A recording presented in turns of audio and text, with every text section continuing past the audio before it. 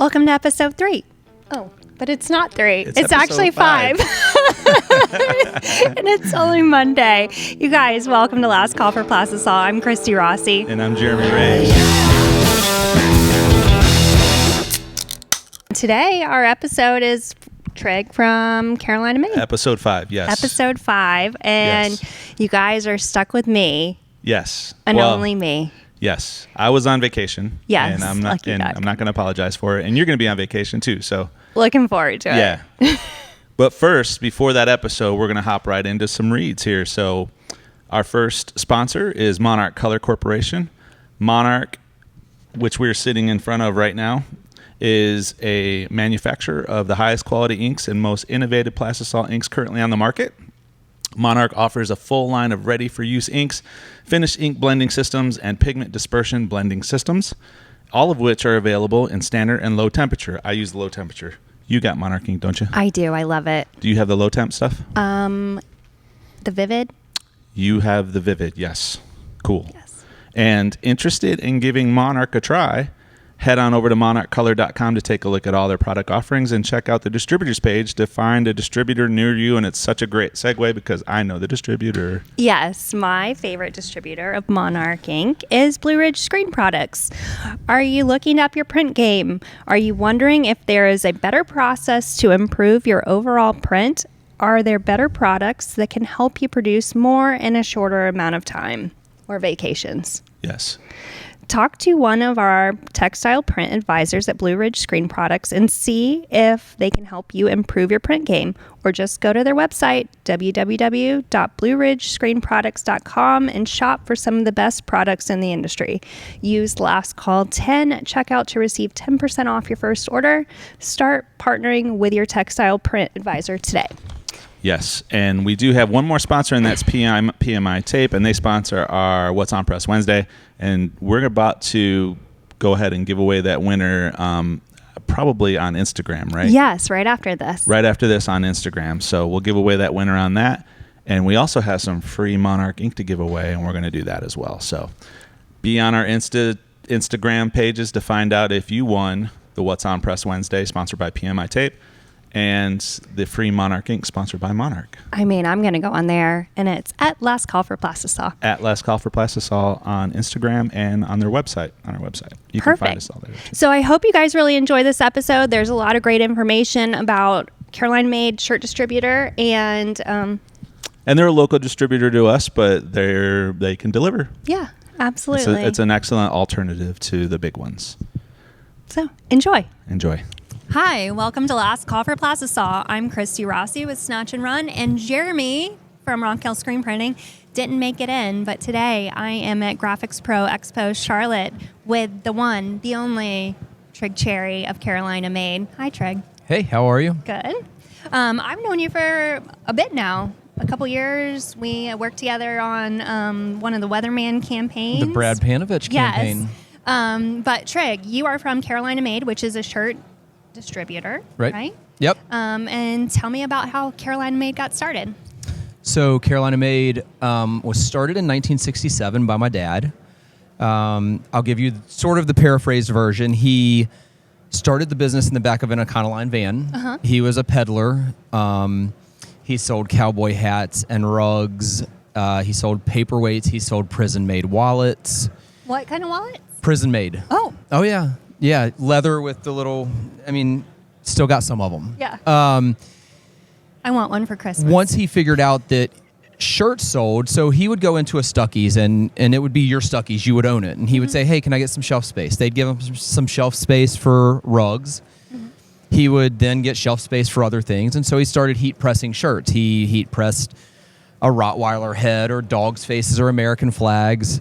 His best-selling shirt was a Farrah Fawcett shirt. Really? Yep. So that sort of got him through the 70s. In the early 80s, he had a small warehouse, and someone came in and he said, do you want a dog's face on the front? And the guy wanted blank T-shirts. Mm-hmm. So in the early 80s, he sold his first blank T-shirts, and he was like, that was easy. Yeah. Much I sold easier. 6 dozen shirts just now. And so through the 80s, he transitioned into apparel, blank apparel. And then in the early to mid 90s, a small brand called Gildan was just starting up. Mm-hmm. We were the second people in America to pick up Gildan. And did you know Gil or did you guys know Dan, the salesman? So we had a salesman named Doug Hullett. Okay.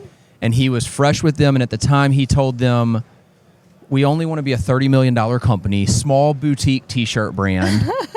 But we picked them up, and that was kind of the catalyst. At the time, we had Hanes, Fruit of the Loom, and then Gildan. Okay. And the rest is history. We started picking up brands and growing as a company. That is really interesting because, this year I serve on the 2022 Gildan Board of Decorators, and I've been traveling around the world with them. So yeah, I'm very pro Gildan. Yeah, I am too. It takes up a lot of space in our warehouse. It's a great brand. It's been a great brand for a long time. So we're, thrilled to have them and all the partners we work with. Yeah. So how did you get involved in the company? I was always involved in the company. So let me step back if you don't mind. Mm-hmm. When I say family business, I mean family business. Okay. My dad started the business. My aunt, his sister is Joanna. She came on a couple years after he started. My brother, my sister, and myself all work for the business. Wow. Now, there's 5 kids: Trip, Trent, Trigg, Trevor, and Tracy. That could get confusing. Me and Trip take each other's calls all day. Mm-hmm. So 3 of us work in the business. Trip is the president of the business. Tracy and I are vice presidents. So when Trip was about 14, during the summer, him and I would go down and work for my dad. Mm-hmm. We could both take calls on the phones, and everyone thought we were females. They thought we were customer service reps that just had high voices. So we started pulling orders in the warehouse. We learned how to work the phones. When Trip turned 16, him and I both, he could drive, so he would drive me out to the warehouse, and we would work. So I started on the nose of a tractor trailer. Wow. Unloading shirts, pulling orders, doing anything that needed to be done. Worked summers through college, and then in 2005 went full-time. Awesome. So never had another job. And so what does your day-to-day look like for you personally right now? So again, Carolina Made is probably a little bit different than some companies. My day-to-day can be pulling orders. It can be on the road. A lot of my time, obviously, is spent on the phone with customers, quoting and that kind of stuff. But also, we still see ourselves as a small company in the industry. So, if it gets busy at 5 o'clock in the evening, I'm out in the warehouse pulling orders, which sometimes is a great place to be. Yeah. So anything, I'm not really involved on the accounting side, but anything marketing, creative, sales, or really operations, I'm probably involved in. So when we say we have titles at Carolina Made, they're really in title only. We whatever needs to be done gets done. Yeah. So I love that because that's kind of how a lot of us run our print shops too. I primarily do sales and marketing within my print shop, but if we've got jobs that need to get off press, I'm pulling shirts. I'm 100% dryer boy for the day. Yep. If whatever the trash needs to get emptied and you're there, you do it. Yeah. And I think that's a strength of ours because we can actually. It's like a common thread between us and most of our customers that are mom and pop shops. Where when they say they had a hard day, I get it. We've been there. Because I don't just wake up and my job is to be a salesman from 8 to 5 and then my day is done. And there are some days that may be appealing, but most days I love what I do because there's always something different, a different problem to solve, a new product to sell, obviously new employees to train. So a lot going on. Is your dad still involved in the business? Dad is still involved. He's 82 years old, down there every day. Wow. He's convinced it wouldn't run if he wasn't there. Yeah. So he's involved in the big decisions, but he's obviously viewing the company from 30,000 feet. He doesn't know the price of a T-shirt, but he's involved in every major decision. If there's a major buy or if there's a building renovation or something, then he's involved in all that. And it keeps him young. He carries 82 well. So yes. yeah. One of my favorite things about Carolina Made is I love seeing the caller ID pop up on my phone, and it's like once a quarter, your dad calls. Yep. He probably calls every customer and says, thank you for shopping with us. And it's just a very personal, quick phone call, but I love that phone call. It's like the best part of my quarter. Well, probably. that's really sweet of you to say. You do have to hit a threshold. He can't call every customer, but he enjoys those calls as much as you do because it doesn't take much for him to remember when, making $10 or $15 in a day was a good day. Yeah. So when he says he appreciates the business, I mean, he genuinely appreciates the business. And I have heard that makes my job as a salesman so much easier because customers go, no other company does the owner call, None, yeah. even if it's a voicemail and even if it's only 15 seconds. Hey, thanks for the business. Appreciate you taking the time, So it's a huge thing. And we're, thankful that he's still involved and wants to be involved in it. Yeah, So. and the other part that I love about his phone calls is he always says, well, your numbers are up or your numbers look good. So me as an owner of a company, I don't get a lot of validation besides the validation that I give myself. So having someone that I admire, like your dad, make that phone call and tell me that, it's just like the extra icing on the cake of personal service, which I love. And hopefully it makes you want to get that call next year and your numbers be up more. So. Yeah, it is very validating. Good. So how many warehouses or square footage, or I don't even know how to quantify a distribution center? And it's really hard. So by square footage, we're at about 180,000 square feet. Okay. But that's sort of only the start because we have a couple different warehouses and some were built years ago and they only have, 18 feet of clearance. Some have 28 feet of clearance. So the footage is one factor, but then how far can you go up and rack and what tools can you utilize to pick from higher locations? Because we find ourselves, the warehouse logistics is one of the biggest battles we have. I mean, and there are brands that we'd like to bring in either deeper or wider or new brands, and 180,000 square feet sounds like a decent sized warehouse, but it feels kind of tiny to me now, And so that's a constant debate is, do we build a new warehouse? Yeah. When do we build a new warehouse? Is that the right move? We do have the technology now to drop ship a lot of stuff. So do we utilize that more? And there are a lot of hours through the course of a year that conversation is taking place. Yeah, and that's the same thing in print shops. Do I add another auto or do I outsource? Where's the break-even point of overhead versus what we're able to get done individually in-house? Right, yeah. It's same problem, but a little bit different. Right, and which piece of technology is the right next technology? So what are some exciting technology that you guys have added to your distribution center lately? So when I was in the late 90s, early 2000s, we still floor picked everything. And that means you had to have in your head where every item was. Oh my gosh. And that seems overwhelming. We figured out real quick that as we're hiring more employees, you have to make the training very easy. Just because you can't spend 6 months learning the product. So we racked the whole warehouse, and then we put in a bin location system that's sort of homegrown. We have a programmer that does all of this for us, and it would walk you through the warehouse, picking in different areas of the warehouse. We tried to, one of the biggest problems you face as a distributor is how many steps your employees take. Because you can't, there's nothing you can do to get around that besides a huge, multi-million-dollar infrastructure system with conveyor belts, and we weren't going to take that on. So it takes you right to the box, and then you just have to double check that if the order says white small, that you're pulling white small, which is still a challenge at times. Yes, I run into that sometimes. And it's gotten better though. We try to minimize that. We incentivize employees. And also, we double check almost every order if you aren't able to pull at a certain percentage. And I think we're as good as anyone in the industry in that. And it's something Dad takes a lot of pride in.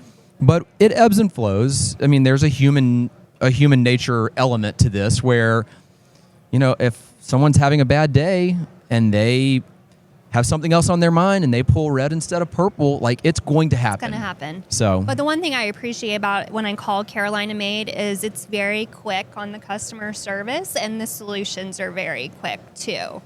You know, you've got a box coming out the next day. If a label needs to go back out, right.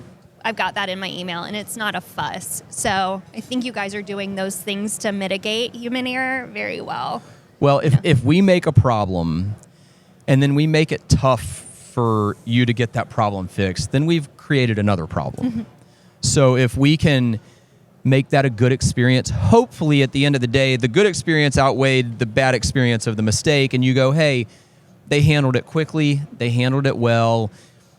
Yes, it was inconvenient for me for a day or two, maybe my press got held up, but we try not to make you jump through too many hoops, because we understand that how we handle that is sort of how we'll be viewed moving forward. Mm-hmm. So it's important to us. Yeah, it is important. So my next question was, one, we usually drink beer on Last Call for Plastisol. It's kind of like a bar-themed podcast, but we ran out of beer on the Print Girl Mafia podcast, so I'm sorry. I want to apologize for that. Sweet tea is kind of my beer, you know? Yeah, and it's Bojangles, which I love. Have you had the hard Bojangles sweet tea that they just came out with? I haven't. I have had some of the hard sweet teas that are out there, but I haven't had the Bojangles one. Now that you mention it, it could be this evening. So we'll see. I haven't had it yet. I did have the Cheerwine beer, and I wasn't a big fan, but I think the Bojangles sweet tea has potential. I mean, they've got a following. Yes. So we'll see. We'll see. Yeah. So one of the things I like about Carolina Made too is for people that are just getting into screen printing or any kind of decorated apparel within the Charlotte metro area. It's easy to go down and pick up your order before you reach that free shipping threshold. Or if you forget to order a shirt or an order comes in the last minute, you can just drive down to, where are you guys at? Indian Trail. Indian Trail. Yep. I always get that confused. And I like the guy that sits at the front desk. Is he still there? Dudney. He is. Dudney. Yes. Yeah. Yep. And so for a while before we had big orders, I would go down there almost every day. Right. And see him. And, you know, it's nice to pick up your order there. Yeah, you can't, whether it's good or bad, we can't change geography. Mm-hmm. So for the customers in the Charlotte metro area, it's really nice. For others, it may not be as nice, but one element of our business that we try very, very hard to capitalize on is you can call 10 different places to buy a Gildan t-shirt, 10 or 100. If we can make that experience enjoyable, if we can make that customer experience enjoyable, or if you call and say, I need a red shirt that matches this specific shade, and our customer service can put you in the right product. As you're starting your business, we can be a knowledge source. Yes. All of our customer service reps worked in the back for a long time before they came into the office. So they all know product. They know hands. They know what they like to wear. They know different fits. And so we've always felt like if we can give you that expertise, especially for smaller companies that are growing, then we can position ourselves well to keep the business, to build a stronger partnership with each passing year. Yes. And so it's something that we take pride in and hope is viewed as a positive in the industry as a whole. Yes. And one thing that Jeremy and I haven't talked on the podcast yet about, but we are geared towards more beginning decorated apparel shops, is how would one person stop buying their blanks at, say, Target or Walmart or Michael's and set up an account with you guys? What does that look like? Extremely easy. Okay. So we require very few things, but we are a business-to-business business. So we require a tax identification number to show that you have a business, because the last thing I want to happen is one of your customers to try to go around you and buy from us. That does me no good. So a tax ID, and then just your business license, business information. And nowadays it's get a credit card on file and we're ready to order. Yeah. I mean, we want to make the barriers to entry to do business with Carolina Made as minimal as possible. You can get an account set up that day, be shipping product out by the end of the day. Yeah, and I laugh at myself sometimes because I was buying blanks and like searching around for blanks at different stores when we first started Snatch and Run, probably 4 or 5 months before I realized that it was going to be very easy to set up an account with you guys. I think there's just this stigma that if you're not big, you can't buy from a distributor unless it's like jiffyshirts.com. Right. But that's not the truth. No. I mean, we have no minimums. If you need 2 shirts because you're doing a sample for a big, we'll sell you 2 shirts. I do think, and hopefully it's sort of, I think it's changed a little bit, but at a time I think people were like, oh, I can buy under a case worth of white small. Yeah. Yes, you can. Like, we don't have any sort of minimums. There are certain minimums to hit freight allowances and other things, but as far as just getting started, I understand the optics of what you're saying, and I don't think I've ever really thought of it from that point of view, but I can see how you're like, oh my gosh, we can't work with those guys. If you just have an Etsy shop or something and you're like piecemealing things, right. You hear case pricing and this and that, and it's like, well, I need 10 different shirts, 10 different sizes, Yep. different colors, different styles. Yep. I don't think I can get them from a distributor, but you can with you guys. Every day of the week. I mean, we pull orders from 1 piece to, as many as you can buy. So, I think it's really interesting that you say that. I've never thought about what that looks like from the printer's point of view. Because once we do get that call, I don't know if it's been 3 or 4 or 5 months of you searching around. I just know that you called and went, hey, we've got a print shop and need to order some product. So that's and that's something we probably will try to sort of incorporate into how we're attracting new business. Yeah. So I think that if you guys don't already do that, like, it's a great market to be in, especially with the increase in offerings at Michael's. Michael's has a whole aisle of blank shirts now. So there's a market for it, for these people that are just wanting a couple shirts, the cricket moms. Yep. That's what it is, but it's just gaining in popularity now. So yeah, and those, to use your term, those cricket moms do have to at least have some sort of business entity set up, or else, if they're just doing it for them and their kids to do craft time, Carolina Made isn't going to be the source for them. If they get to where they're doing it for the dance team, and they're looking to build some sort of true business, then that's immediately where we could step in. It's not like, well, you need to be doing a minimum of X amount for every 6 months. There just doesn't exist. So, what could people like me, screen printers or embroiderers or anything like that, do to make your life easier as a distributor? Like, what do you need from the partners you're working with? I don't know that there's anything in particular. I think at times customers call, and when we don't have stock, they don't understand that that's because no one in the nation has stock. They go, well, how can you not have the Richardson 112 and charcoal and black?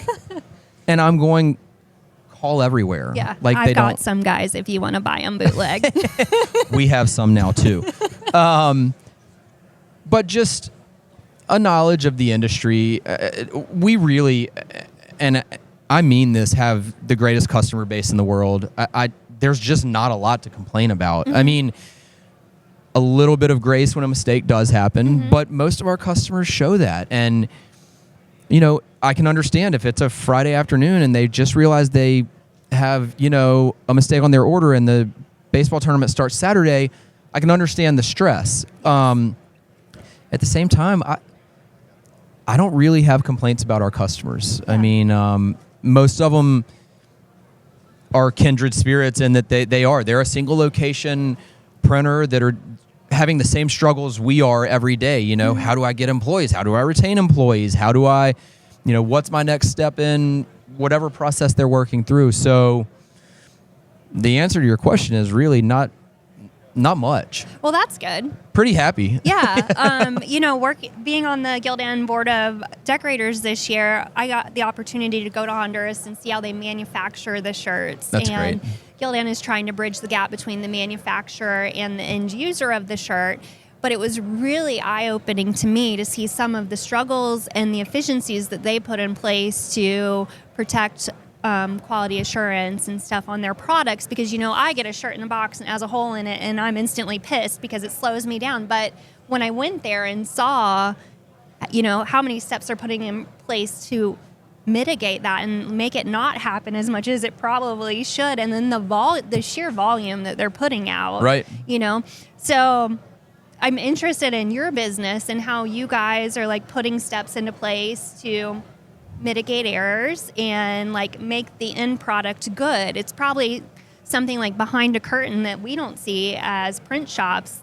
You know, there are steps that you guys have to take to make the process right so we get the right products. There are. So it's a really great question. I when someone says, "Can we come by your warehouse?" we always try to entertain that, because as important as it is for me to see your facility and see how you work, I think understanding our processes again lends to that small amount of grace when a mistake does happen. I mean, we've got, I think, over 30,000 SKUs in our warehouse, and that's crazy. There's a lot of potential for mistake. And so what we do when we hire a new employee, they obviously shadow a really great trainer, a really great employee for a few days, and then we basically push them out to pull on their own. Every order they pull comes up front. When that order gets up to the front, everything is pulled out of the box again and double checked. It's put back in the box, and then the box goes down our conveyor system onto a scale. We know how much every single piece should weigh, so we know how much that box should weigh. Oh, wow. So if the box is off by more than 3 pounds, we pull it off again, we unpack it again, and we check it again. Once you get to, we have certain metrics, it's less than 3 errors in a rolling 4-week span, you get what's called your double check. That means you don't have to lay your order out on the table anymore. We incentivize them with pay, because that obviously means it's not taking as many employees. Yeah. And those folks pull their order, they check it themselves, they tape it up, and it goes immediately onto the roller. And so my dad in particular takes a lot of pride in percentage of errors we have come back. And we pull at over 99% almost all the time. That's really impressive. We just about 4 months ago lost our streak of over 500 weeks at pulling at 99%. And my dad looks at that board, that's a chalkboard, magic board, every single day to see how many orders went out that we had an error on that got called in. And, that's really important to him. If we can continue to create a good customer experience, and that involves you getting the order, opening the box, and it being right, and looking decent in the box, and, being packed as well as it can be, then we feel like we're winning that battle. About how many orders do you guys send out a day? Orders would be hard for me to say. Boxes, I would say we probably send out 5,000 a week, 1,000 a day. Okay. Yeah. That's great. I mean, and that's, your January and February is down a little bit. Yeah. Your March, April, May, June is up. We're July there, is down. The ebbs and flows of business, but probably somewhere around there. About 20% of our business is pickup. Okay. That's a huge percentage. It is. I mean, we're fortunate to have a ton of customers in the area that do business. And then we do a good bit of LTL truck line business, and then the rest is just loose parcel UPS. Okay. And that's the lion's share. So me as a print shop, I have different options about where to shop, which distributor to shop at. What do you think sets you apart as a distributor from the rest? So in product offering, absolutely nothing. Not completely true, but we feel like our offering is, we don't have a proprietary line. I don't have a line that we produce and only Carolina Made carries. So we're trying to pick the best brands that we can carry. I mean, I think it's a shock how many hats we carry to some folks. I mean, in our catalog, I think it's, there's 80 or 90 pages. I think you guys actually have better stock of a lot of the hats than some of the other distributors. And, the buzzword, we've mentioned it once already, Richardson. People are like, oh my gosh, you have Richardson. I mean, that's been a game changer for us. At the same time, I think once we get the call, we win customers with great customer service. Like you said, hopefully ability to fix problems quickly, a live voice on the phone. We always want, when you call, someone to answer the phone, Carolina Made. We don't have press 1 for this, press 2 for this. And we think all of those little touches make that experience a lot nicer for you. I mean, I think our website is functional. I think very it easy to works use. really well. It's what you need as a business-to-business website. There's not a ton of frills, but you get on and everything is there. Everything is accessible. And hopefully it's easy to use. And we do have some updates coming to that for some of our accounting pieces of the business that are going to be really helpful. But hopefully that experience is what separates us from everyone else. Yep. And so you guys do another thing that's an experience. I think it's like every January you host something at the racetrack. We do. up here. We do. Can you tell me about that? So that's our open house. We're still debating. We normally do it every 2 years because we want to make sure it stays fresh. Every year there may not be new brands or new products but we're debating doing it again next year and making it a yearly thing. It's at the Speedway. We call it our open house. We invite all of our customers. We have all of our vendors there. It is they are dedicated to our customers for that day. They will answer product questions, decoration questions on their products. What's new, what's exciting, why did you discontinue this color, what's going on with this? And we have, I'm very biased, but I think it's one of the greatest 5 or 6 hour shows of the year for people. Yeah, I mean, I love it. And I remember when we were a small print shop, just being able to go to something cool like that. Right. And, we couldn't afford to travel yet to another trade show. Right. So to see all the vendors and then just have lunch looking over the Speedway was and really it's a good cool. lunch. Yeah, it was It's a great lunch. Yeah, So, for sure. and we think for Charlotte Metro folks, for them to bring some of their employees too and let them get out of the office. Yes, that's a really good point that I didn't think about because I actually just was able to bring my employees to ISS in Long Beach. But it took a while to get to that point where I could do that. But we have always brought everyone to... Because building them up and letting, showing your appreciation for them by taking them to an event where they can see the product and really dive into the industry as a whole is never a bad thing. I remember when I was first able to start going to shows, and I went younger than most people because I've been in the business my whole life, but I always viewed shows and salesmen as kind of my uncles in the industry. Sadly, now I view them more as cousins, and it won't be long before they're nephews.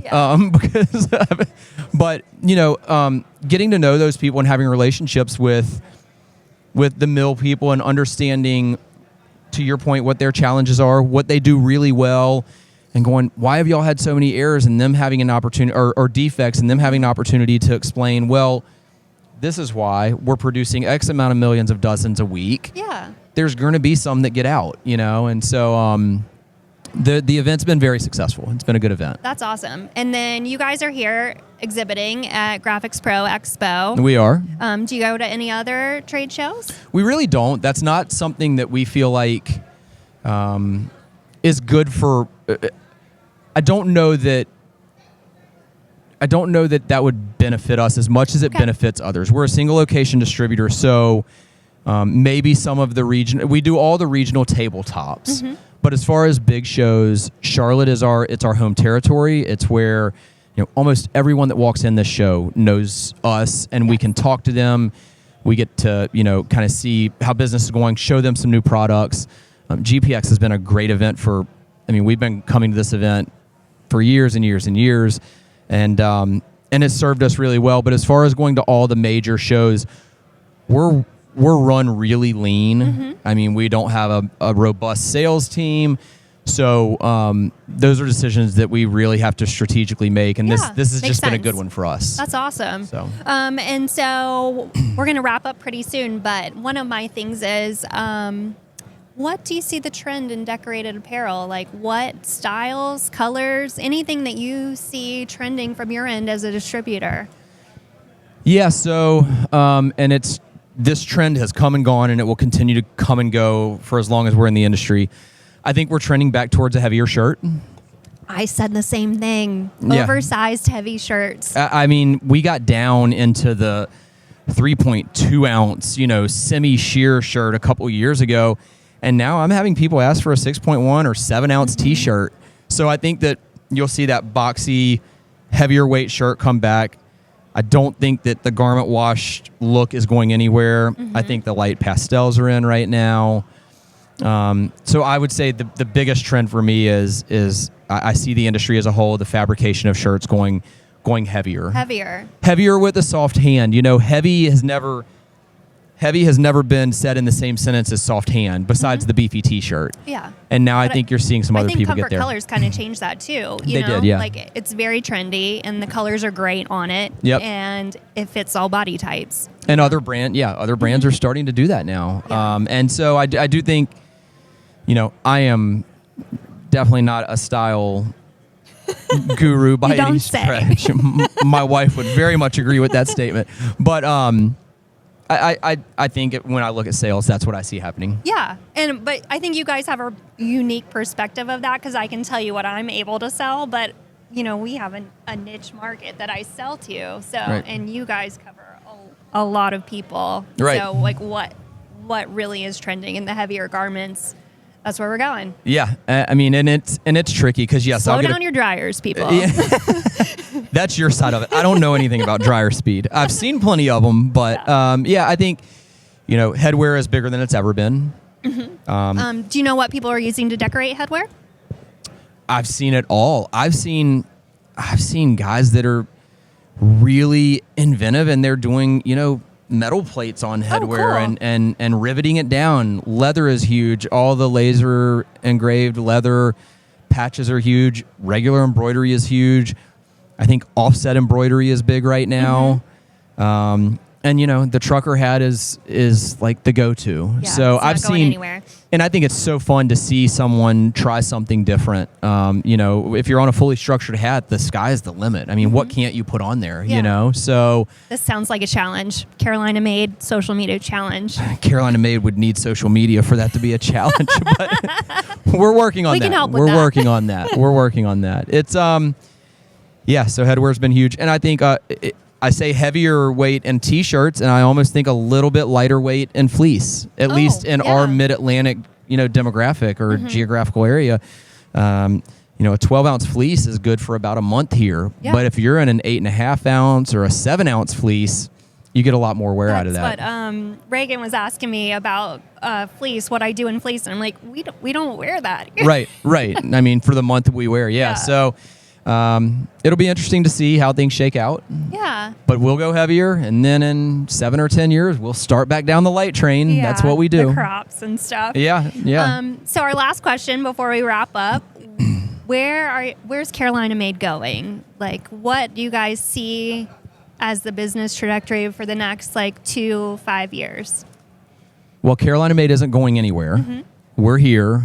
My dad has made it very clear that we are not for sale. We will not be bought up. We want to be the family-run business that caters to other small family-run businesses. I love that. That's where we'll be. My brother, my sister, and I are all committed to the industry. Mm-hmm. We're not going anywhere, hopefully. So I think you'll see us continue to make smart, strategic growth plays. If you would have looked at our product assortment 10 years ago, headwear was nowhere on the list. Really? Nowhere. I mean, we sold 1 or 2 brands. And so we've pivoted and found a good niche there. I think you'll see us. I can't say exactly where it is, but we'll find the next good thing and we'll jump on it.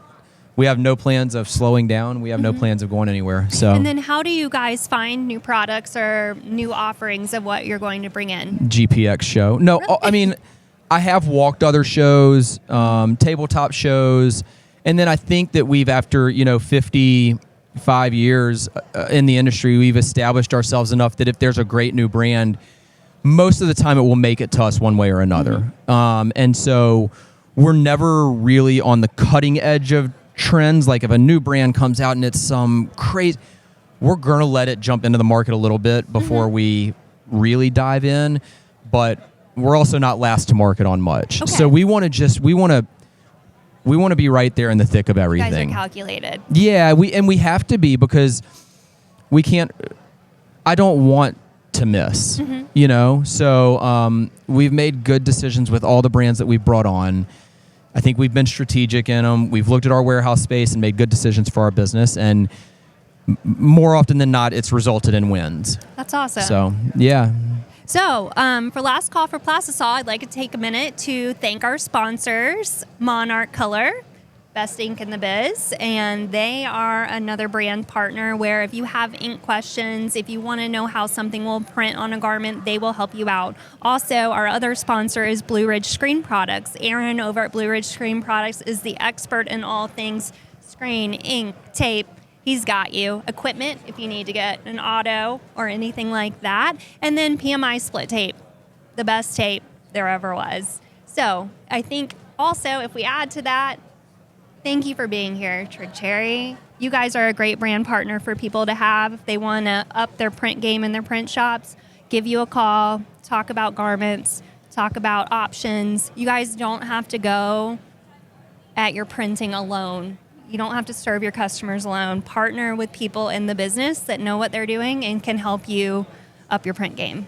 Yeah, I think we have a great industry where even your printer down the street is more than not going to be willing to lend a hand or lend some ink or yeah, a you thread. run out of So ink, call your print shop. Yeah, and hopefully, we can all continue to kind of lean on each other. And I don't think there's another industry like this one in the United States where it's friendly. It's competitive, but it's friendly at the same time. And yeah, kudos to those folks that are sponsoring the podcast. And inks and equipment isn't our forte, but glad to help anyone out with their blank apparel. Well, thank you so much for being on the podcast. And until next time, cheers. Thanks for watching Last Call for Plastisol.